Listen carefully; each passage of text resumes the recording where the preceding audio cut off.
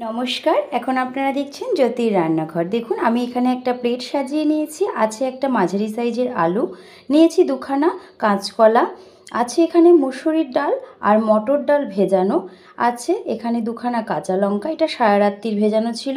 কাঁচা লঙ্কা সহ জলটার থেকে ছেঁকে এই ডালটা আমি বেটে নেব। আপনারা চাইলে মিক্সার গ্রাইন্ডারেও করতে পারেন, শিলপাটাতেও করে নিতে পারেন। দেখুন কেমন সুন্দর করে বেটে নেওয়া হয়েছে। এবার এতে একে একে উপকরণগুলো মিশিয়ে দেব। দিয়ে দিচ্ছি নুন। নুনের স্বাদ সকলের সমান হয় না, আপনারা বুঝে একটু কম বেশি করে দেবেন। আর ঝাল যদি মনে করেন আর একটু বাড়িয়ে কমিয়ে নিতে পারেন। দিয়ে দিলাম সামান্য গুঁড়ো হলুদ। স্বাদের জন্য দিয়ে দিচ্ছি সামান্য পরিমাণের চিনি, এটা সম্পূর্ণ অপশনাল, আপনারা চাইলে এটা স্কিপ করে যেতেই পারেন। খুব সুন্দর করে চামচের সাহায্যে এটা আমি এবার ফেটিয়ে নেব। আপনারা চাইলে এটা হাত দিয়েও ফেটিয়ে নিতে পারেন। যত ফেটাবেন বড়াটা তত বেশি সফট হবে এবং ফুলে উঠবে।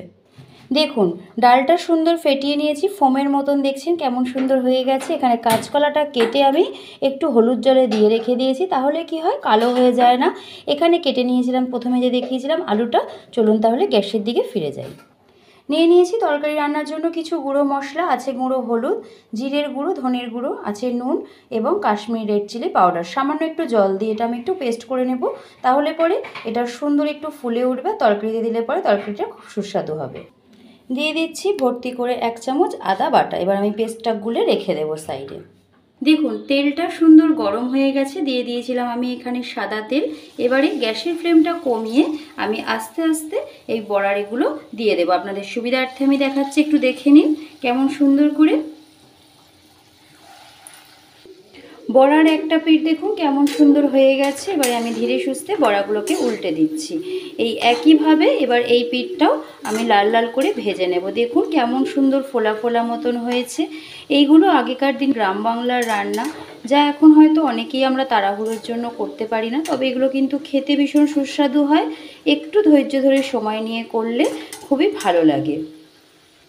বড়াগুলো সম্পূর্ণ দেখুন কেমন সুন্দর ভাজা হয়ে গেছে। এর থেকে বেশি আর ভাজবো না, এবার ভালো করে তেল ঝরিয়ে তুলে নেব।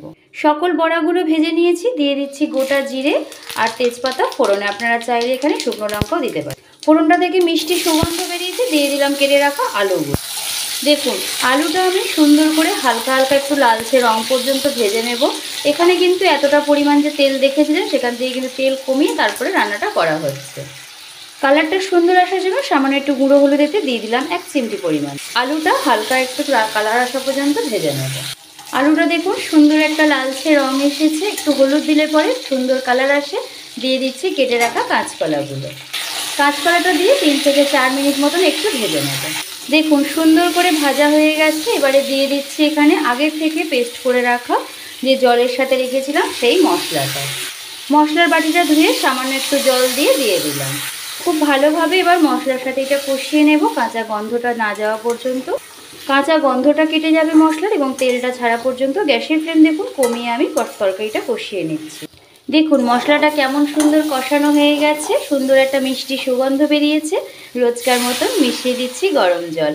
আপনারা সকলেই দিদিভাইকে খুঁজছেন যে দিদিভাই কোথায় গেল। আমার মায়ের রান্নাঘরে আমার রান্নাঘরে আমার মাই একটু রান্না করে দিচ্ছে। আপনারা সকলেই হয়তো জানেন যে আমার একটু শরীরটা খারাপ বলে আমি ভিডিও কন্টিনিউ করতে পারছি না, আমার মা এগুলো করে দিচ্ছে। তবে দয়া করে অনুরোধ করব সকলেই আগেকার মতন আমার পাশে থাকবেন। আমিও সকলের পাশে আছি, আমি রোজ আপনাদের ভিডিও দেখছি, কমেন্ট করছি, এবং যদি কারোর ভুল চুকের জন্য আমার ভিডিও দেখা মিস হয়ে যায় তো দয়া করে ক্ষমা প্রার্থী, আমি তার ভিডিও অবশ্যই দেখে নেব। নতুন বন্ধুদের অনুরোধ করব আমার পরিবারে এসে কমিউনিটি বক্সে একটা লেটার দিয়ে যেতে, আমি ইউটিউবের নিয়ম অনুযায়ী আপনাদেরকে ব্যাক করব। এখানে জলটা একটু বেশি দিতে হয়, কেননা বড়ার তরকারিতে জলটা একটু টেনে নেয়, সেই কারণে। এবার ফিরে আসবো তরকারিটা সম্পূর্ণ পরিমাণে সবজিগুলো সেদ্ধ হওয়া পর্যন্ত।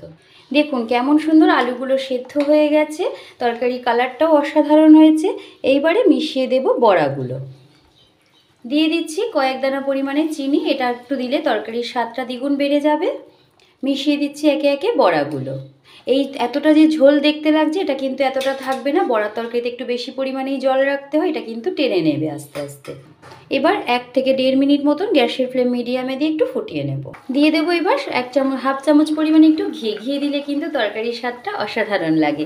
দিয়ে দিচ্ছি ঘরে তৈরি 1 চিমটি পরিমাণে গরম মশলার গুঁড়ো।